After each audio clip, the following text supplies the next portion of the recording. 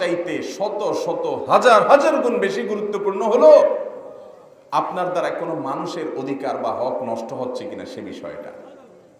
আমাদের সমাজে অনেক মানুষ দেখবেন মসজিদ থেকে নামাজ পড়ে এসে চায়ের দোকানে বসেই শুরু হয়ে গেছে গ্রামের আরেকজনকে নিয়ে সমালোচনা, তার বিরুদ্ধে নানান আলাপ আলোচনা, জেনে না জেনে, বুঝে না বুঝে, আন্দাজে বিভিন্নভাবে আলোচনা আছে না নাই?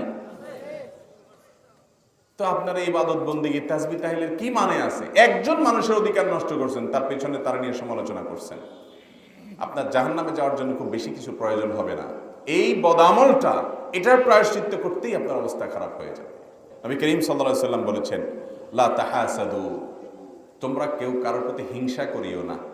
আল্লাহ কাউকে বেশি দিয়ে দিয়েছে, কারোর ছেলের উপার্জন বেশি আছে, তুমি এটার জন্য হিংসা করিও না যে কেন তার বেশি আছে, তোমার ভিতরে জ্বালা পোড়া যেন না হয়, ওরে আল্লাহ